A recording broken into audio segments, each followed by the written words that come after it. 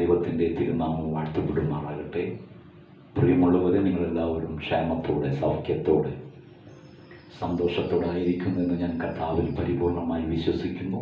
ദൈവം നമ്മളെ എല്ലാവരെയും ധാരാളമായി അനുഗ്രഹിക്കട്ടെ എന്ന പ്രാർത്ഥനയോടെ ഈ ആഴ്ചയിലെ സന്ദേശത്തിലേക്ക് നിങ്ങളുടെ ശ്രദ്ധയെ ഞാൻ ക്ഷണിക്കുകയാണ്. അതിനുവേണ്ടി യോഹന്നാൻ്റെ സുവിശേഷം 15-ാം അധ്യായത്തിൻ്റെ 8-ാമത്തെ വാക്യം ഒരിക്കൽ കൂടെ വചനം പറയട്ടെ. യോഹന്നാൻ്റെ സുവിശേഷം 15-ാം അധ്യായത്തിൻ്റെ 8-ാമത്തെ വാക്യം: നിങ്ങൾ വളരെ ഫലം കായ്ക്കുന്നതിനാൽ എൻ്റെ പിതാവ് മഹത്വപ്പെടുന്നു, അങ്ങനെ നിങ്ങൾ എൻ്റെ ശിഷ്യന്മാരാകും. ഈ ആഴ്ചയിലെ സന്ദേശത്തിനായി പരിശുദ്ധാത്മാവ് എനിക്ക് തന്നിരിക്കുന്ന ഈ വചനത്തിൽ നിന്നും ചില കാര്യങ്ങൾ ഓർപ്പിച്ച് നിങ്ങൾക്ക് വേണ്ടി പ്രാർത്ഥിക്കുവാൻ ഞാൻ ദൈവസന്നിധി ആഗ്രഹിക്കുന്നു. പ്രിയമുള്ളവരെ, യോഹന്നാൻ്റെ സുവിശേഷം 15-ാം അധ്യായം നമുക്കെല്ലാവർക്കും സുപരിചിതമാണ്. സുപരിചിതമല്ലാത്തവർക്ക് യേശുക്രിസ്തുവിൻ്റെ ഒരു സ്റ്റേറ്റ്മെൻറ്റ്, ഒരു പ്രസ്താവനയാണ്: ഞാൻ സാക്ഷാൽ മുന്തിരിവള്ളി. ഞാൻ സാക്ഷാൽ മുന്തിരിവള്ളിയാകുന്നു. യേശുക്രിസ്തു ഈ ലോകത്തോട് വിളിച്ചു പറഞ്ഞൊരു കാര്യമാണ്: ഞാൻ സാക്ഷാൽ മുന്തിരിവള്ളിയാകുന്നു. അതിനെക്കുറിച്ചല്ല എൻ്റെ ഇന്നത്തെ വിഷയം. എൻ്റെ വിഷയം ഇതാണ്: അങ്ങനെ നിങ്ങൾ എൻ്റെ ശിഷ്യന്മാരാകും. 8-ാം വാക്യത്തിൻ്റെ അവസാന ഭാഗം. എങ്ങനെയാണ് യേശുക്രിസ്തുവിൻ്റെ ശിഷ്യന്മാരായി തീരുന്നത്? നിങ്ങൾ വളരെ ഫലം കായ്ക്കുന്നത് കൊണ്ട്. പിതാവ് മഹത്വപ്പെടുന്നു, അങ്ങനെ നിങ്ങൾ എൻ്റെ ശിഷ്യന്മാരാകും. യേശുക്രിസ്തുവിൻ്റെ ശിഷ്യന്മാരായി തീരുവാൻ ആ ശിഷ്യന്മാരിൽ കാണേണ്ട 2 കാര്യങ്ങളെക്കുറിച്ച് ഈ വേദഭാഗത്ത് നിന്നും നിങ്ങൾക്ക് കാണിച്ചു തരുവാൻ ഞാൻ ആഗ്രഹിക്കുന്നു. പ്രാർത്ഥനയോടെ ശ്രമിച്ചാലും പലരും സ്വയമായി ഞാൻ യേശുക്രിസ്തുവിൻ്റെ ശിഷ്യനാണെന്ന് പറയുന്നു. ആ ശിഷ്യനാണെന്ന് വെളിപ്പെടുത്തുവാൻ അവർ സ്വയമായി ചില പ്രക്രിയകൾ, പ്രവർത്തികൾ വെളിപ്പെടുത്തുന്നു. എന്നാൽ വേദപുസ്തകം യേശുക്രിസ്തുവിൻ്റെ ശിഷ്യന്മാരിൽ കാണേണ്ട പല കാര്യങ്ങളെക്കുറിച്ച് എഴുതിയിട്ടുണ്ട്. ആരാണ് യേശുക്രിസ്തുവിൻ്റെ യഥാർത്ഥ ശിഷ്യൻ? ആരായിരിക്കണം, എങ്ങനെയായിരിക്കണം എന്നുള്ളതൊക്കെ തിരുവെഴുത്തിൽ വളരെ വ്യക്തമായി എഴുതിയിട്ടുണ്ട്. എന്നാൽ നാം വായിച്ച ഈ വാക്യത്തിൻ്റെ അടിസ്ഥാനത്തിൽ അങ്ങനെ നിങ്ങൾ എൻ്റെ ശിഷ്യന്മാരാകും, യേശുക്രിസ്തുവിൻ്റെ ശിഷ്യന്മാരാകും. യോഹന്നാൻ്റെ സുവിശേഷം 15-ാം അധ്യായത്തിൽ നിന്നുകൊണ്ട് 2 കാര്യങ്ങൾ ഓർമ്മിപ്പാനായിട്ട് ആഗ്രഹിക്കുന്നു. 1 മുതൽ 8 വരെയുള്ള വാക്യങ്ങളിൽ നിന്ന് യേശുക്രിസ്തുവിൻ്റെ ശിഷ്യന്മാരിൽ കാണേണ്ട 2 കാര്യങ്ങളെക്കുറിച്ച് വളരെ വേഗത്തിൽ നിങ്ങളോട് സംസാരിക്കാനായിട്ട് ഞാൻ ആഗ്രഹിക്കുന്നു. നിങ്ങളുടെ ശ്രദ്ധയെ വീണ്ടും ഞാൻ ക്ഷണിക്കുകയാണ്. എങ്ങനെയാണ് യേശുക്രിസ്തുവിൻ്റെ ശിഷ്യന്മാരായിത്തീരുന്നത്? 1, വളരെ ഫലം പുറപ്പെടുവിക്കുന്നതിനാൽ. അവിടെ നാം വായിച്ചു, നിന്നിൽ നിന്നും അധിക ഫലം യേശുക്രിസ്തു പ്രതീക്ഷിക്കുന്നുണ്ട്. അങ്ങനെയുള്ളവരാണ് യേശുക്രിസ്തുവിൻ്റെ ശിഷ്യന്മാർ. വെറും ഫലം കൊടുക്കുകയല്ല, അധിക ഫലം, വളരെ ഫലം നിന്നിൽ നിന്നും കർത്താവ് പ്രതീക്ഷിക്കുന്നുണ്ട്. അങ്ങനെയാണെങ്കിൽ ഒന്നാമത്തെ കാര്യം, യേശുക്രിസ്തുവിൻ്റെ ശിഷ്യന്മാരിൽ കാണേണ്ട ഒന്നാമത്തെ കാര്യം, അവർ ഫലം പുറപ്പെടുവിക്കുന്നവരായി തീരണം. എങ്ങനെ? അധിക ഫലം. ഹല്ലേലൂയ. നമ്മളിൽ നിന്നും ദൈവം പ്രതീക്ഷിക്കുന്നത്, ആഗ്രഹിക്കുന്നത്, നമ്മെ ഈ ലോകത്ത് ദൈവം വെച്ചു എങ്കിൽ നമ്മിൽ നിന്നും അധിക ഫലം പുറപ്പെട്ടു വരണമെന്ന് ദൈവം ആഗ്രഹിക്കുന്നു. സ്തോത്രം. അതിനുവേണ്ടിയാണ് ദൈവം നിന്നെ തൻ്റെ ശിഷ്യനാക്കി ഈ ഭൂമിയിൽ നിർത്തിയിരിക്കുന്നത്. ഹല്ലേലൂയ. അധിക ഫലം കായ്ക്കുന്ന അവസ്ഥയിലേക്ക് മാറ്റപ്പെടേണ്ടവരാണ് യേശുക്രിസ്തുവിൻ്റെ ശിഷ്യന്മാരെന്ന് പറയുന്നത്. അവരിൽ നിന്നും കർത്താവ് അധിക ഫലം പ്രതീക്ഷിക്കുന്നുണ്ട്. ശിഷ്യന്മാരെന്ന പേര് പറഞ്ഞതുകൊണ്ട് കാര്യമില്ല. അവരിൽ നിന്നും അധിക ഫലത്തെ യേശുക്രിസ്തു പ്രതീക്ഷിക്കുന്നുണ്ട്. നീ കർത്താവിൽ നിന്നും അധികം പ്രതീക്ഷിക്കുന്നത് പോലെ തന്നെ യേശുക്രിസ്തു നിന്നിൽ നിന്നും അധിക ഫലം പ്രതീക്ഷിക്കുന്നുണ്ട്. അതാണ് യഥാർത്ഥ ശിഷ്യൻ. അപ്പോൾ ശിഷ്യന്മാരുടെ, യേശുക്രിസ്തുവിൻ്റെ ശിഷ്യന്മാരുടെ ആദ്യത്തെ ക്വാളിറ്റി അല്ലെങ്കിൽ അവരിൽ കാണേണ്ട ഒരു ഗുണമെന്ന് പറയുന്നത് അവരിൽ നിന്നും അധികം ഫലം പുറപ്പെട്ടു വേണം. വളരെയധികം ഫലം കായ്ക്കണം. എങ്കിൽ മാത്രമേ അവർക്ക് യേശുക്രിസ്തുവിൻ്റെ ശിഷ്യന്മാരായിരിക്കാൻ സാധിക്കുകയുള്ളൂ. അപ്പോൾ ഒരു ചോദ്യം അവിടെ നിന്ന് പുറപ്പെട്ടു വരും, എങ്ങനെയാണ് അധികം ഫലം കായ്ക്കുന്നത്? അതിനെ അവിടെ തന്നെ ഒരു മറുപടിയുണ്ട്. 2-ാമത്തെ വാക്യം വായിക്കുമ്പോൾ, എന്നിൽ കായ്ക്കാത്ത കൊമ്പ് ഒക്കെയും അവൻ നീക്കിക്കളയുന്നു, കായ്ക്കുന്നത് ഒക്കെയും അധിക ഫലം കായ്ക്കേണ്ടതിന് ചെത്തിവെടിപ്പാക്കുന്നു.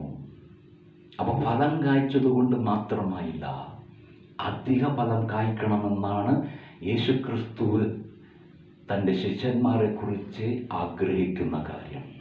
ഫലം കായ്ച്ചതുകൊണ്ട് കാര്യമില്ല. 1-2 ഫലമല്ല പ്രതീക്ഷിക്കുന്നത്, അധിക ഫലം പ്രതീക്ഷിക്കുന്നു. ഹല്ലേലൂയ. അങ്ങനെയാണ് യേശുക്രിസ്തു പ്രതീക്ഷിക്കുന്നതെങ്കിൽ അവൻ്റെ ശിഷ്യന്മാരായിരിക്കുന്ന ഞാനും നിങ്ങളും, അവൻ്റെ ശിഷ്യന്മാരെന്ന് അവകാശപ്പെടുന്ന ഞാനും നിങ്ങളും അധിക ഫലം കായ്ക്കേണ്ടതിനെ ചെത്തിവെടുപ്പാക്കുവാൻ ആ ഗുരുവിൻ്റെ കയ്യിൽ ഏൽപ്പിച്ചു കൊടുക്കണം. ഹല്ലേലൂയ. യേശു നമ്മെ അധികമായി ഫലം കായ്ക്കുവാൻ ചെത്തിവെടിപ്പാക്കും. ഫലമുണ്ട്, അതുകൊണ്ട് കാര്യമില്ല. അധികമായി ഫലം കായ്ക്കുവാനായിട്ട് യേശുക്രിസ്തുവിൻ്റെ കയ്യിൽ നിന്നെ സമർപ്പിക്കുമെങ്കിൽ ആ യേശുക്രിസ്തു നിന്നെ ചെത്തിവെടുപ്പാക്കും. എന്തിനാണ് ചെത്തിവെടുപ്പാക്കുന്നത്? അധികം ഫലം കായ്ക്കുവാൻ. അങ്ങനെ അധിക ഫലം കായ്ച്ചെങ്കിലേ നിങ്ങൾക്ക് യേശുക്രിസ്തുവിൻ്റെ ശിഷ്യനായിരിക്കുവാനായിട്ട് സാധിക്കുകയുള്ളൂ. പിതാവ് മഹത്വപ്പെടുകയുള്ളൂ. അധികം ഫലം കായ്ച്ചെങ്കിലേ പിതാവ് മഹത്വപ്പെടുകയുള്ളൂ, യേശുക്രിസ്തുവിൻ്റെ ശിഷ്യനായിരിക്കാൻ സാധിക്കുകയുള്ളൂ. എന്തിനാണ് ചെത്തിവെടിപ്പാക്കുന്നത്? ഒറ്റോത്തരം, അധികം ഫലം കൊടുക്കുവാൻ. അപ്പോൾ യേശുക്രിസ്തുവിൻ്റെ ഈ ചെത്തിവെടിപ്പാക്കുന്നതിൻ്റെ മാനദണ്ഡം, അല്ലെങ്കിൽ എങ്ങനെയാണ് യേശുക്രിസ്തു ഇത് ചെത്തിവെടുപ്പാക്കുന്നത്, ഈ പ്രക്രിയ എങ്ങനെയാണ് തൻ്റെ ശിഷ്യന്മാർ നടപ്പാക്കുന്നത്? അവൻ്റെ ആയുധം എന്താണ്?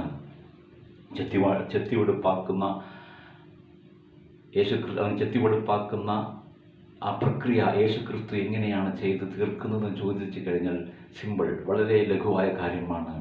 കഷ്ടങ്ങൾ, ശോധനകൾ, ഉപദ്രവങ്ങൾ, അങ്ങനെയുള്ള വഴിയിലൂടെ നാം കടന്നു പോകുമ്പോൾ ഒരു ക്രിസ്തു ശിഷ്യൻ അധികം ഫലം കായ്ക്കുവാനായിട്ടിടയായിത്തീരും. പ്രശ്നങ്ങളെ കണ്ട് ഓടിപ്പോകുന്നവനല്ല, പ്രതിസന്ധികളെ കണ്ട് നിരാശപ്പെടുന്നവനല്ല ഒരു ക്രിസ്തു ശിഷ്യൻ. ഹല്ലേലൂയ. കാറ്റും കോളുകളും തിരമാലകളും കാണുമ്പോൾ ഭയന്ന് പുറകോട്ട് പോകുന്നവനല്ല ഒരു ക്രിസ്തു ശിഷ്യൻ. അതിൻ്റെ മധ്യത്തിൽ നിന്നുകൊണ്ട് ആ പ്രതിസന്ധികളെ തരണം ചെയ്ത് പോകുന്നവന് മാത്രമേ അധിക ഫലം കായ്ക്കുവാനായിട്ട് കഴിയുന്നുള്ളൂ. ആ പ്രക്രിയയിലൂടെയാണ് കർത്താവ് അവനെ ചെത്തിവെടിപ്പാക്കുന്നത്. കഷ്ടങ്ങളുടെയും പ്രതിസന്ധികളുടെയും ഉപദ്രവങ്ങളുടെയും എല്ലാം നടുവിലായിരിക്കും യേശുക്രിസ്തു ആ ശിഷ്യനെ ചെത്തിവെടിപ്പാക്കി അധിക ഫലം കായ്ക്കുവാനായിട്ട് അവനെ നിർത്തുന്നത്. പ്രിയമുള്ളവരെ, നിങ്ങളുടെ ജീവിതത്തിൽ പ്രതിസന്ധികൾ, ശോധനകൾ, കഷ്ടങ്ങൾ, ഉപദ്രവങ്ങൾ, ഞെരുക്കങ്ങൾ, അങ്ങനെയുള്ള പ്രതിസന്ധികൾ ഒന്നിന് പുറകെ കടന്നു വരുമ്പോൾ ഒരു കാര്യം മനസ്സിലാക്കുക, കർത്താവ് നിന്നെ ചെത്തിവെടിപ്പാക്കുകയാണ്. എന്തിനു വേണ്ടി? വേറെ ഒന്നിനുമല്ല, പിതാവ് മഹത്വപ്പെടുവാനും നിന്നിൽ നിന്നും അധിക ഫലം കായ്ക്കുവാനും പുറപ്പെടുവിക്കുവാനുമായിട്ടാണ് കർത്താവ് നിന്നെ ചെത്തിവെടിപ്പാക്കുന്നത്. അതുകൊണ്ട് ഭാരപ്പെടണ്ട, നിരാശപ്പെടണ്ട. ഈ പ്രതിസന്ധി നിന്നെ അനുഗ്രഹത്തിലേക്ക് നയിക്കും. ഈ കഷ്ടം നിനക്ക് വിടുതൽ കൊണ്ടുവരും. ഈ ശോധന നിന്നെ അധിക ഫലം കായ്ക്കുവാനായിട്ട് കർത്താവ് മാറ്റിത്തീർക്കും. എത്ര പേർ വിശ്വസിക്കുന്നുണ്ട്? വിശ്വസിക്കുന്നവർ പ്രൈസ് ദി ലോർഡ്, ഹല്ലേലൂയ, ദൈവത്തെ മഹത്വപ്പെടുത്തിയാട്ടെ. ഈ പ്രതിസന്ധികളും ഈ കഷ്ടങ്ങളും ഉപദ്രവങ്ങളും എല്ലാം നിന്നെ യഥാർത്ഥമായി ഒരു ശിഷ്യനാക്കി തീർക്കുവാൻ, യേശുക്രിസ്തുവിൻ്റെ യഥാർത്ഥ ശിഷ്യനാക്കി തീർക്കുവാൻ വേണ്ടി മാത്രമാണ് ഈ ശോധനയിലൂടെ ദൈവം നിന്നെ കടത്തിവിട്ട് ചെത്തിവെടിപ്പാക്കുന്നത്, അധിക ഫലം കായ്ക്കുവാൻ. അപ്പോൾ യേശുക്രിസ്തുവിൻ്റെ ശിഷ്യനായി തീരുവാൻ ഒന്നാമത്തെ കാര്യം അധിക ഫലം കായ്ക്കുക. അധിക ഫലം കായ്ക്കുവാനായിട്ട് യേശുക്രിസ്തു അതിനെ ചെത്തിവെടിപ്പാക്കുന്നു. രണ്ടാമത്തെ കാര്യം 4-ാം വാക്യത്തിൽ കൊണ്ട്, എന്നിൽ വസിക്കുവിൻ ഞാൻ നിങ്ങളിലും വസിക്കും. യേശുക്രിസ്തുവിൻ്റെ ശിഷ്യനിൽ കാണപ്പെടേണ്ട കാര്യമാണ് യേശുക്രിസ്തുവിൽ വസിക്കുക. അബൈഡ് മീ, യേശു എന്നിൽ വസിക്കുവിൻ. യേശു പറയുകയാണ്, എന്നിൽ വസിക്കുവിൻ, അങ്ങനെയാണെങ്കിൽ ഞാൻ നിങ്ങളിലും വസിക്കും. അത് യേശുക്രിസ്തുവിൽ വസിച്ചിട്ടല്ലാതെ ഈ ശിഷ്യന് വളരുവാൻ കഴിയുകയില്ല. ഹല്ലേലൂയ. എന്നെ പിരിഞ്ഞ് നിങ്ങൾക്ക് ഒന്നും ചെയ്യുവാൻ കഴിയില്ല. 5-ാം വാക്യത്തിലുണ്ട്, എന്നെ പിരിഞ്ഞ് നിങ്ങൾക്ക് ഒന്നും ചെയ്യുവാനായിട്ട് കഴിയില്ല. അങ്ങനെയെങ്കിൽ നിങ്ങൾ യേശുക്രിസ്തുവിൽ വസിച്ചെങ്കിലേ നിങ്ങൾക്ക് അധിക ഫലം കൊടുക്കുവാൻ കഴിയുള്ളൂ. നിങ്ങൾക്ക് യേശുക്രിസ്തുവിൻ്റെ ശിഷ്യനായിരിക്കാൻ കഴിയുകയുള്ളൂ. ഹല്ലേലൂയ. യേശുക്രിസ്തുവിൽ വസിക്കുന്നുവെങ്കിൽ യേശുക്രിസ്തു നിങ്ങളിലും വസിക്കും. ഹല്ലേലൂയ. എത്ര വലിയൊരു അനുഗ്രഹിക്കപ്പെട്ട സന്ദേശമാണത്. നിങ്ങൾ എന്നിൽ വസിക്കുവിൻ. നിങ്ങൾ എന്നിൽ വസിച്ചാൽ ഞാൻ നിങ്ങളിലും വസിക്കും. അങ്ങനെയാണെങ്കിൽ നിങ്ങൾ അധിക ഫലം കൊടുക്കും, പിതാവ് മഹത്വപ്പെടും, നിങ്ങൾ എൻ്റെ ശിഷ്യന്മാരായിരിക്കും. യേശുക്രിസ്തുവിൻ്റെ ശിഷ്യൻ യേശുക്രിസ്തുവിൽ വസിച്ചുകൊണ്ടാണ് ഓരോ ദിവസവും മുന്നേറിപ്പോകുന്നത്. യേശുക്രിസ്തുവിനെ പിരിഞ്ഞ് ആ ശിഷ്യന് ഒന്നും ചെയ്യുവാൻ കഴിയുകയില്ല. യേശുക്രിസ്തുവിനെ പിരിഞ്ഞ് ഒന്നും ചെയ്യുവാൻ കഴിയുകയില്ല. അതുകൊണ്ടാണ് പൗലോസ് ഗലാത്യ സഭയ്ക്ക് ലേഖനം എഴുതിയപ്പോൾ അവിടെ നാം വായിക്കുന്നുണ്ട്, പ്രൈസ് ഗോഡ്, 4-ാം അധ്യായത്തിലേക്ക് വരുമ്പോൾ അവിടെ വായിക്കുന്നുണ്ട്, ക്രിസ്തു യേശു നിങ്ങളിൽ ഉരുവാകുവോളം ഞാൻ പിന്നെയും പ്രസവവേദന അനുഭവിക്കുന്നു. യേശുക്രിസ്തു നിങ്ങളിൽ ജനിക്കണം, യേശുക്രിസ്തു നിങ്ങളിൽ വസിക്കണം. യേശുക്രിസ്തു വസിച്ചെങ്കിലേ നമുക്ക് ഈ ക്രിസ്തു ശിഷ്യനായി തീരുവാനായിട്ട് കഴിയുള്ളൂ. എന്നിൽ വസിക്കുവിൻ, ഞാൻ നിങ്ങളിലും വസിക്കും. ഹല്ലേലൂയ. അപ്പോൾ പൗലോസിൻ്റെ ഒരു പ്രാർത്ഥനയായിരുന്നു, യേശുക്രിസ്തു നിങ്ങളിൽ ഉരുവാകണം, നിങ്ങളിൽ വസിക്കണം, നിങ്ങളിൽ ജനിക്കണം. അതിനുവേണ്ടി ഞാൻ പ്രസവവേദനയോടെ നിങ്ങൾക്ക് വേണ്ടി ഭാരപ്പെടുന്നു. Praise the Lord. പ്രിയമുള്ളവരെ, ഒരു യേശുക്രിസ്തുവിൻ്റെ ശിഷ്യനായി തീരുവാൻ, ക്രിസ്തു യേശുവിൻ്റെ ശിഷ്യനായി തീരുവാൻ നിങ്ങൾ യേശുക്രിസ്തുവിൽ വസിച്ചേ മതിയാകൂ. അങ്ങനെയാണെങ്കിൽ ആ യേശുക്രിസ്തു നിങ്ങളിലും വസിക്കും. എന്നെ വിട്ടുപിരിഞ്ഞ് നിങ്ങൾക്ക് ഒന്നും ചെയ്യുവാൻ കഴിയുകയില്ല. നിങ്ങൾ യേശുക്രിസ്തുവിൽ വസിച്ചാൽ യേശുക്രിസ്തുവിൻ്റെ വചനം നിങ്ങളിലും ഇരിക്കും, നിങ്ങളിലും വസിക്കും. യേശുക്രിസ്തു നിങ്ങളിലും വസിക്കും. എത്ര ഭാഗ്യകരമായ ഒരു അവസ്ഥയാണ് യേശുക്രിസ്തു നമ്മിൽ വസിക്കുക എന്ന് പറയുന്നത്. സർവശക്തനായിരിക്കുന്ന, ഹല്ലേലൂയ, സകലത്തെയും സൃഷ്ടിച്ച ദൈവം നമ്മളിൽ വസിക്കുക എന്ന് പറയുന്നത് എത്ര അനുഗ്രഹിക്കപ്പെട്ട ഒരവസ്ഥയാണ്. ഹല്ലേലൂയ. പലരും ദൈവത്തെ തേടി ഓടി നടക്കുമ്പോൾ ഈ ദൈവം പറയുകയാണ്, എന്നിൽ വസിക്കുകയും ഞാൻ നിങ്ങളിലും വസിക്കും. അപ്പോൾ യഥാർത്ഥ ക്രിസ്തു ശിഷ്യൻ എന്ന് പറയുന്നത് ഓരോ ദിവസവും യേശു ക്രിസ്തുവിൽ വസിക്കുന്നവനാണ്. അങ്ങനെയാണെങ്കിൽ ആ ക്രിസ്തു ശിഷ്യൻ്റെ ഉള്ളിൽ ആര് വസിക്കുന്നു? ഈ യേശു ക്രിസ്തുവും വസിക്കുന്നു.